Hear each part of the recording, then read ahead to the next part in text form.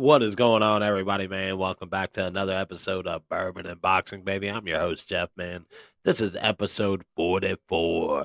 We got three main cards on the schedule this week. We also got some huge boxing news coming out of Saudi Arabia that will determine our unified heavyweight champion fight. We'll get into that and much more, man. But we're also going to review the bourbon of the week. I'm not drinking on Elijah Craig, but I have drank Elijah Craig small batch. So I'm going to review that for you guys this week, man, and give you my thoughts on it. Of course, everybody knows it is the grandfather of bourbon, baby. So let's jump right in, man, before we get into the boxing news and the boxing schedule and all the stuff going on in boxing right now, man, because there is some huge news that I'd love to just jump right into, man. But I'm going to save that for you guys, man, because there's a lot to talk about.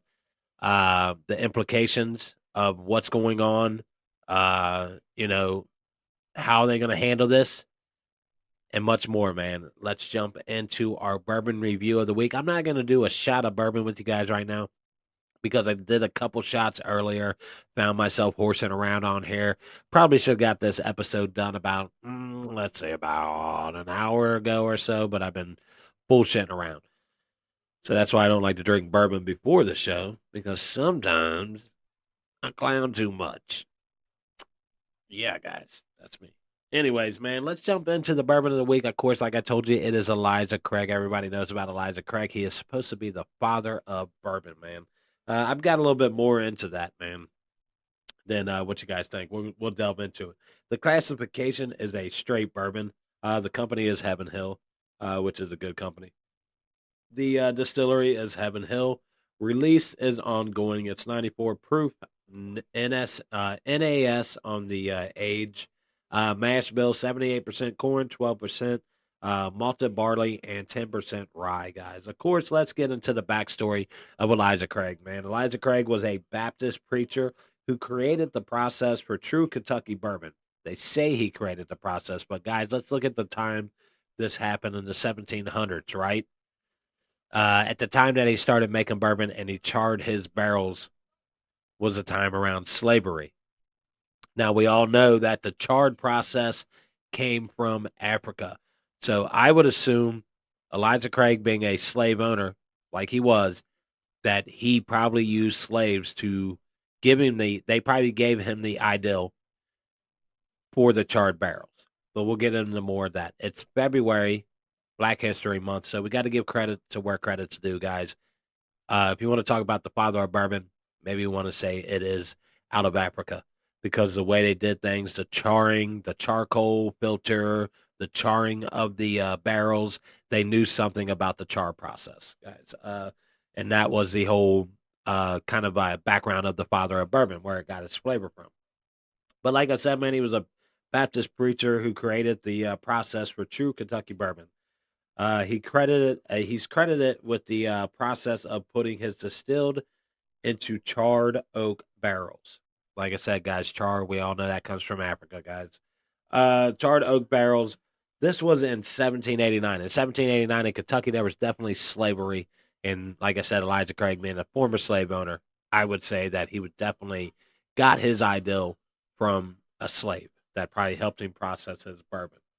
Uh, was said that it was by accident. Of course, they claim it was by accident. There was a fire that charred the barrels, and then he just had to use the barrels, so there was no reason. I don't think that's the case, man. I really think he got the ideal from one of his slaves that he probably used them to help him distill his bourbon, like most distilleries did. They used the slaves on the property and the farm to help them distill their bourbon.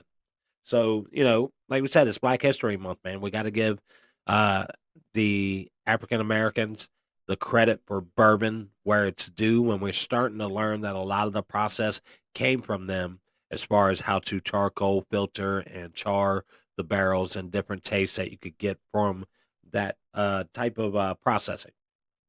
However, it happened, Craig knew he had something special. So he continued the barrel charring process 250 years later, and he's still known as the father of bourbon. Uh, like I said, man, there's a lot to it, man. Now, the Elijah Craig website does, after doing my homework. I wrote this out, and then afterwards I went and looked at the backstory on Elijah Craig on their website, and they do basically acknowledge that the process might have came from slavery. That he was a high slave owner, and that he probably used slaves to help him process his bourbon. So a lot of that could have came from the African side of things, where they knew how to char and charcoal filter things, guys. Especially in 1789, that was definitely when slavery was going big in Kentucky. All those type of things. My thoughts on it, man. Let's get the nose. It's got a vanilla caramel nut and an oak pop out from the start. Although it's sweet and light at first, the flavor intensifies after sitting. After you let it set a little bit, swirled up, and they tell you guys, man, with bourbon, man, swirled up in your cup, let it get a little bit of swirl, get that air in it, let it set sometimes 15, 20 minutes before you take a drink of it, man. You get a different flavor out of your bourbon that way. The palate flavors are on the thin side with an oak vanilla dominating. The roundness to it, that makes it a joy to sip. It's got a nice little roundness to it. Doesn't pop off. It's not an overstating flavor to it, but it's a good bourbon overall. Let's look at the finish. The cinnamon and oak aftertaste that does a good job lingering long after the sip. It's got a heat making the finish average at best. It's got a nice little heat to it at the end, man. It gives you a little warmness going down. You can definitely feel it. It gets better as it sets on the back of your tongue. You feel the spices and the cinnamon and stuff really kind of kicking in towards the after bite of it, as I would say. Definitely a huge fan of this bourbon, man. Overall, I'm going to say it's a good bourbon. Doesn't try to wow you, but it's a good bourbon at a good price. 90 out of 100 for me, guys. I give it a 90 out of 100, man, for sure. Elijah Craig, he's considered the father of bourbon, but can we say slavery was the father of bourbon? Africa was the father of bourbon? There's a lot of dispute that you could dispute that with the way that bourbon was processed back in those times in the 1700s, during the slaveries, and the 1800s, 1865. I did a review on Uncle Nearest last week, which was basically about a slave who helped process bourbon for Jack Daniels and kind of got that company started and was the master distiller behind all of that during that time in the 1860s, 1865, after slavery. But he was also on the farm during the slavery time before he was released, helping as a master distillery for a preacher before that. So, you know, weird to see that these preachers were getting into distilling and all that kind of stuff. Weird stuff happened back then. People had different morals, different views, all that kind of stuff. Uh, but after all that said and done, I am a big fan of Elijah Craig. I like the flavor. It has quite a different kind. The 18-year age is something I'd like to get a hold of. I don't think I ever will. The price on it's probably way above my price range, what I could afford, but that's the one that I'd really love to try. Is the 18-year. If they still make it, sometimes they discontinue things when they become super popular like that. Uh, but man, it's a great bourbon overall, Elijah Craig, guys. Let's jump into this week's main event breakdown, man. We're gonna break down a couple of these fights for you. We have a good fight going on tonight that I'm gonna catch right around 8:30 from an hour from now, where I'm at 7:30 right now. I'm gonna catch the fight tonight, which is going to showcase a MVP. Most valuable prospects coming up, which is a Jake Paul promotional company, which is MVP most valuable promotions, is also most valuable prospects, where he tries to get these young guys some attention. Like I said, I'm not a fan of Jake Paul's fights, but hey, man, I can't dispute the advocating that he does for boxing and what he's doing for the sport of boxing, what he's doing for young guys, what he's done for Amanda Serrano's career. Uh, I can't dispute any of that. Hats off to him for what he's doing in that aspect of it. I always said I think he's going to be a great promoter and advocate for the sport of boxing. I just think his fights are fixed, so not a fan of his fights. So that set aside, let's put that to the side and let's look at the good that he's doing for boxing, which this week we're going to get on the zone. It's going to start at 8:30 tonight, guys, Friday night. So if you get my show on Saturday, this is going to be already passed. We're going to have the results in, but of course I do my show on Friday. It's going to be Phenom, Ashton Salvi versus Esteban Val Valakio. God damn it. I hate myself when I do this. I pronounce the name right all day, and then I get on my show and I get in front of a camera and I'm like,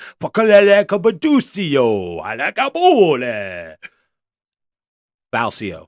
There we go. Esteban Falcio. How hard was that? Falcio. All day I've been pronouncing that name. It gets on my nerves, man. When I get a name that I practice all day, and then when I get on air, I'm like, oh, I don't know how to say that name, you guys. Hey, you guys.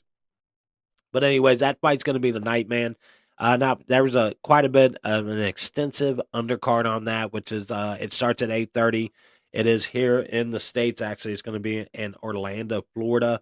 Starts at 8:30 on the Zone, guys. You can catch that on the Zone. It is the most valuable prospect, and of course, like I said, Ashton Selvey versus Esteban Falicio, which is going to be should be a good fight, man. You're going to get to see some young guys coming up in the sport, so definitely tune into that and support it the same way. Like I say, pro boxing, pro box TV, they do their thing. Young, up and coming guys who need to get a little bit more light to them. So I always support these type of situations for boxing, man. It's good for boxing to let these guys get their name out there.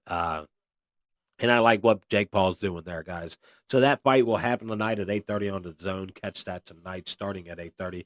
The main event about 11:30. They're saying. But you also got tomorrow a much anticipated Joshua Buatsi versus Dan Aziz fight that was scheduled for last year. Aziz hurt his back. They postponed the fight. This fight is two guys who've been lifelong friends uh, that are going to go in the ring and fight it out for the world British cruiserweight title, all that kind of stuff, guys. A lot on the line for these two guys, especially in the light heavyweight division. The winner of this could get the possible winner of Bivol Benavidez or a chance at that unification and that undisputed title in the light heavyweight division, man. So this is a big fight. And the cool thing is you're going to catch this on Peacock, guys. Peacock. So if you have a Peacock subscription, Peacock signed a contract with Boxer Promotion last year. Now, I think we only saw two fights before the year was over after that contract was signed. It's a new thing they're doing. They're trying to promote boxing on the NBC sports level like they used to. So they brought in Boxer Promotion out of England. So we're going to get the Joshua Buatsi versus Dan Aziz fight on Peacock, guys. Definitely tune in here in the States, man. That's going to start early on Saturday, tomorrow. So once again, this week, we're going to get an all-day boxing event, baby, and it don't get no better than that. I'm telling you, man, I get hyped. I get off work about 3 o'clock. I'm going to catch that card. It starts at 2 p.m. on Peacock, guys. It's going to be on Peacock, and that's going to take us into our main event that night in the U.S. in Las Vegas, where we're going to get to see Conor Benn versus Peter Dobson. Like we said, Conor is a guy who has a lot of controversy around him right now with him not being able to fight in Britain, where the BBB of C has pretty much stripped him of his right to fight in Britain because of a failed test that he had over a year ago. At this point, I think it needs to be swept under the table. Both he served his time out over a year before he even fought over here in the U.S. And then for some reason, I feel like Eddie Hearns has found a loophole. He found a not a loophole. I don't want to call it a loophole, but he found a place here in the U.S. in Orlando where he's had a couple fights, and he's trying to promote a lot of these British fighters over here in the U.S., which I like that. Get some of their names out there. A guy like Conor Benn is a good fighter at welterweight, and I think he could compete with any of the big guys like Boots Ennis, Barrows, even a Crawley. These guys, he could compete against these guys, man. In my opinion, I don't know about against Crawford, but all the other guys, I think he's a tough guy for anybody to fight. He fights this weekend on Saturday night. You'll be able to watch the Josh Buatsi fight about 2 p.m. That's going to take in at about 5 or 6 o'clock, and then I would expect around 7 or 8 o'clock for the Conor Benn card to start, which is once again a DAZN card. So you flip right back over to DAZN on Saturday and catch the Conor Benn Peter Dobson fight. That is going to be in Las Vegas, but like I said, Conor Benn has not been able to fight in Britain for over a year now, so he's come over to the U.S., try to build his name here, which I think is a great idea for him to actually do to get his name out there a little bit more nationally. I think he's a good young fighter. He looked a little rusty in his last fight. We'll see how he looks in this fight against Peter Dobson, which I think he's got a lot on his mind with this whole British boxing committee thing going on right now. British Board of Boxing going on right now with him. I think it might, hopefully, it doesn't have him too distracted. And we'll see after this fight. Somebody mentioned, I can't remember the fight now that I'm talking about. I can't remember the fight that could be next for him, but without looking too much ahead, I think a fight against him and Crawley would be a great fight. Lewis Crawley, I think that would be a great fight for him. Or Crowder, that's who it is. Lewis Crowder, who I like a lot. I watched him last week, pretty good fighter. I think him and Ben at welterweight would be a good fight. And that's pretty much your fight schedule for the week, guys. Now let's jump into some boxing news, man. And when I tell you that we got a mega news today, man, a bomb dropped on us that made my stomach go, ugh, fucking boxing, man. Fury got his eye cut in a sparring session that caused him to where he had to get stitches in his eye. And the undisputed heavyweight title fight for February 17th has been postponed, guys. Postponed. Let me repeat that. Postponed. I don't even know if I'm saying it right at this goddamn point. It sounds weird to even say. But pretty much it's been canceled. Let's just say that it's been postponed. And they're talking about possibly this fight may start again, and it might go again in June. To me, that's a really long time. February, June, to start this fight back up. With Fury's injury, he's got stitches in his eyes, so he can't go. I was thinking immediately when I heard it, it's probably the same eye that got cut with the Wallen fight, so it just might be a restained injury. And it sucks to hear that, man. We've been looking forward to a unified, undisputed heavyweight title fight for years now. We have an opportunity for it for a second time. It gets delayed for a second time. Almost seems like it's not going to happen. And June is a long time to wait off for that, guys. That sucks. But it's also been announced that the IBF has been really strict on Usyk about his mandatory fight against Hrgovic, who is the mandatory for that fight. And the IBF has told Fury and Usyk, regardless of who wins this fight, more than likely the winner will be stripped due to the mandatory rematch clause in the contract, which would state that neither would be fighting the mandatory. Now, this is where I'm confused. You have the number one fighting the number two in the heavyweight division. How the fuck is Hrgovic the mandatory for either of these guys? That's where my confusion comes in. Fury holds a lineal and WBC title, so therefore he should be the mandatory for Usyk, right? Regardless if it's the IBF, WBO, WBA, whatever the fuck it is, WBC title. Regardless, he should be the mandatory next in line. So there shouldn't be an issue where you're saying the IBF's like, well, the winner of this, it doesn't matter. We're going to strip you of the belt anyways. You're not going to be unified for long because we're going to take your belt away from you, right? And we're going to make you fight Hrgovic. And if you don't, then we're going to strip you of that belt. The IBF is on some other bullshit. Because they, like, for instance, you take the Crawford versus Spence fight. That was 1 versus 2. Once again, 1 versus 2. How the fuck can Boots be the mandatory? How can Boots be the mandatory at number 3? Right? If Spence was 1, Crawford was 2, right? Crawford was a mandatory. Now, if Crawford beats Spence, does Spence automatically drop down and no longer the mandatory? No, I would think he would go as the automatic mandatory at number 2 versus Crawford. But the IBF decided, no, that's not the way it is. Boots is the mandatory, and we're going to take the title away from Crawford 4 months after unifying the division. And we're going to give it to Boots Ennis. Excuse my cough there, guys. But we're going to give it to Boots. What the fuck is wrong with boxing, man? Excuse my language. Excuse my French. Whatever you want to call it. My France. But this shit is getting on my last nerves. When we have these guys, they are fighting and being stripped of their titles. And we're giving the titles to people. That's what's really pissing me off, is that we're not making guys fight for that. Like you have, for instance, Charlo got stripped of his titles at 154. They're going to give it to the winner of the Sebastian Fedora fight, who just got fucking knocked out by Brian Mendoza. And they're going to give it to the winner of that fight versus him and I can't remember the name of the guy he's fighting, but on the March 30th card with Tim Tszyu and Keith Thurman, right? So the winner of that's going to get the 154-pound titles, which would be the mandatory for Tim Tszyu. So one of them are going to fight Tim Tszyu next, and maybe that's why they didn't do it. Put Mendoza up there. But the way it should have been was the winner of that fight would fight Mendoza, correct?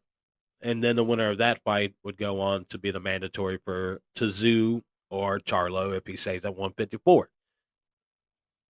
Not the case in boxing, man. It makes its own rules as it goes, and it irritates the living shit out of me, right? Because now Hergovic is coming out saying, hey, we'll take that title shot. And Saudi Arabia is deciding right now if they want to continue this bout, if they want to, this event they got coming up on February 17th, if they can fill in a Hergovic, who is a good fighter, guys. He's undefeated. He beat Zhang. He's a decent fighter. I don't know how he does against a guy like Usyk. I think that's going to be a better fight than what people are expecting it to be. But on the short notice, has Hergovic been in the gym preparing for a fight because we know he didn't have a fight coming up? So was he preparing for a fight ready in the gym, or is he going to come in with 2 weeks to try to prepare for a fight and fight the unified champion of the heavyweight division? I think that would put him at a disadvantage. I think he would want to maybe set it back a little bit, prepare himself for a big-time fight like that where he can become the unified champion and a chance to fight a guy like Tyson Fury in June. I think that makes the heavyweight division a little bit more exciting, so that if the winner of this will fight Fury for the undisputed heavyweight title, because everybody's like, well, what if Usyk loses? Then Hergovic goes and fights Fury. That's as simple as that, man. It's not rocket science. It should be the next fucking guy up, and that should be Hergovic. I would love to have seen Hergovic and Zhang fighting on the undercard of the Joshua and Ngannou fight. I would have loved to see that because that was a good fight, and I think those guys should be 1-2 in the mandatory talk as far as mandatory for a next title shot, and they should put them up against each other. Hergovic versus Zhang, who Hergovic beat him in the first fight, but I think it would be a hell of a fight, man. It came down to a decision, and Zhang has shown in the last couple times that even if it was against Joe Joyce, who I'm not big on Stonefoot Joe Joyce. I still think he looks good, and Zhang has a lot to bring to the table. We'll get to see that on the March or on the when is that? Sometime on the Joshua Ngannou card. Which who's he fighting now? That's what I forgot because it was supposed to be Wilder, and then Parker, and it's going to be a boring fight, man.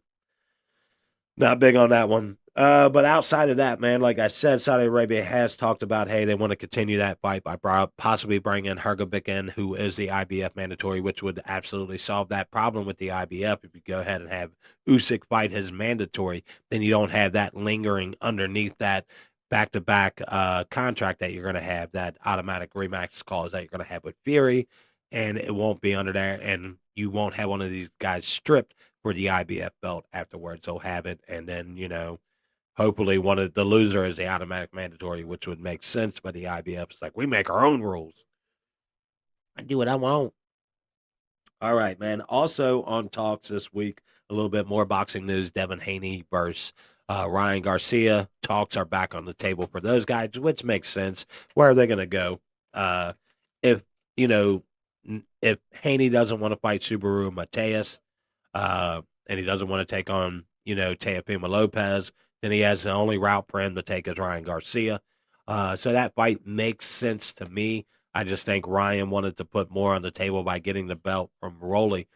And guys, Mayweather played some kind of mastermind behind all of this. I think he knew who Rolly was going to fight next.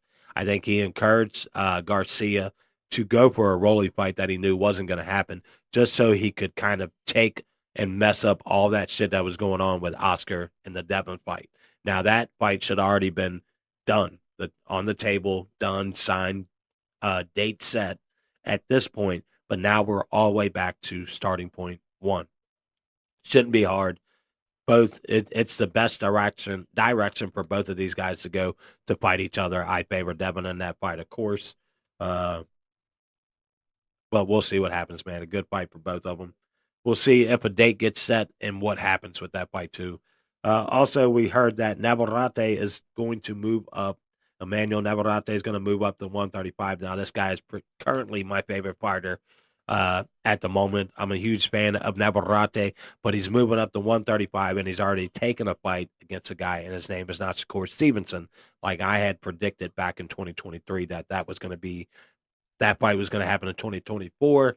His trainer's coming out and saying, we don't want Shakur. He's a boring fighter, blah, blah, blah. I really think that's a lame duck excuse. I don't care if a fighter's boring or not. If he's the top guy in that division, he has a belt, then go after him. You're not coming up for a tune-up fight. You already had a tune-up fight in your last fight, Concession, who you fought. You didn't look that great against at 135, but that was your first test at 135. That would have been basically your warm-up fight. Now it's time to fight the big boys. There's zero reason to come up to 135 if you're Navarrete, and you're not going to fight Tank. You're not going to fight Shakur, Zepeda. You're not going to fight these guys, right? Then what the fuck are you doing at 135? You know, it doesn't make sense to me if he's not going to fight the big fights, and you're doing what everybody else in the lightweight division is doing, staying stagnant, not fighting each other. It's a division full of great talent, but nobody's fighting each other. It's kind of sad. Maybe he's waiting to see who wins the Loma versus Kambosa fight, and then he'll take that against a much smaller Loma. Not a fan of that, even though I'm a big fan of Navarrete. Not a fan of moving up if he's not going to take on the best in that division, Shakur Stevenson, regardless of what happened in the kid's last fight. He already talked about he might have been injured. People are taking it way too far as, oh, he's a boring fighter. He's a boring fighter. He's a calculated fighter, man. He's boring to the casuals who don't understand boxing. No, he doesn't put on knockout shows and all that other shit. But his last fight definitely doesn't show who he is as a boxer. And I think too many people are taking too much away from that fight, which has caused him to come out and say, hey, I'm retiring. If I can't get the fights I want, then I'm done. And he said it. He's retired. I don't know how much he'll follow up with that. We saw Teofimo do that. A lot of drama queens in the sport of boxing right now. They like to get on the internet, get some attention. And to me, I don't think he's too young to retire. He's got too much to offer to retire. Shakur is a great boxer. So let's hope that, something comes along where he can get a good fight, man, with getting back in the ring. Uh, Mayweather spoke out this week about the potential of the state of boxing, basically saying, look, man, there are too many belts out there, and the reason there are is because every one of these sanctioning bodies have a fee to all their belts, so they're making all these bullshit ass belts so that they can just charge these boxers a fee to hold a belt over their shoulder and claim that they're a champion. I agree with him 100% on this, man. This is absolutely ridiculous. All the belts in boxing, the unified belts are not, the main champion belt, and then, your the under belts, well, I forget the name of them at this point, but the intern belts, all the intern belts, all the belts in each division, 2 or 3 different belts. Every guy's got a belt over his shoulder after a fight, which kind of waters down the point of having a fucking belt. Now you can see why Tank goes, what the fuck does a belt mean? Everybody's got a belt. That's why Tank Davis don't care about belts. That's why Ryan Garcia doesn't really care about a belt at this point. Belts are watered down. Everybody's got a belt. Tom, Dick, and Harry has a fucking belt, so I agree with Floyd on that something has to be done. We have to take away all these belts. The super title stamp is just ridiculous. Super champ, that's stupid, man. It's just another way to charge a guy fees, like he said. So these bodies need to get together, start diminishing a lot of these titles, get rid of a lot of these belts, and start narrowing it down to one belt for each division, maybe interim belts for your mandatory guys coming up to show that they're the mandatory, all that kind of stuff. But Outside of that, I agree with Boyd 100% on that. Let's get into some bourbon news, guys. There is a uh, Staghorn, an Atlantic-based company, is opening a huge new distillery in Kentucky, guys. A facility that can produce up to 8.5 million gallons or 150,000 barrels of whiskey per year. Ooh, Staghorn getting big into it, guys. Uh, $250 million independent distillery project in Lancaster, Kentucky, guys. So that's big news for Bourbon, man, coming out, doing their thing, building a new distillery down there in Kentucky. Staghorns out of Atlanta, man. That's a lot of bourbon, man. 8.5 million barrels or 150,000 barrels, 8.5 gallons, 8.5 million gallons. That is a lot, guys. Uh, so, hey, look forward to seeing that. I definitely want to start taking some trips to the bourbon facilities and give you guys a tour on my page, man. Get you guys more insight on bourbon because the show is called Bourbon and Boxing. So it does make sense to get more into bourbon, baby, like I do with my reviewing. Also do some tours, man, and put them onto my sites for you guys. Uh, love bourbon, man. So if you love bourbon too, follow me. But anyways, man, this is the end of my show, man. I am out of boxing news. I am out of boxing schedules. I am out of bourbon reviews for you guys, man. I have nothing left to offer you, man. I'm done. The show is over. Go home. Skedaddle. Skedit. Vamos. Mi amigo. Anyways, guys, thank you for joining me for another episode of Bourbon and Boxing. I am your host, Jeff, man. This is episode 44.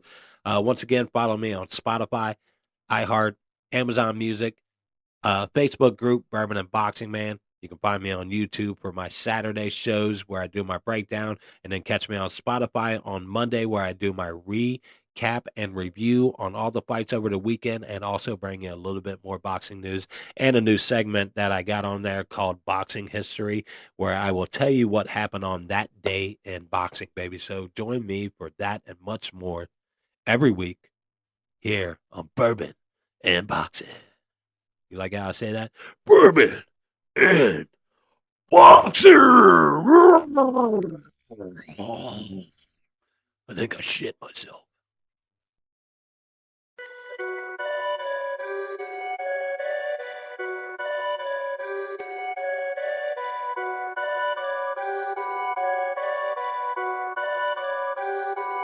Perfect.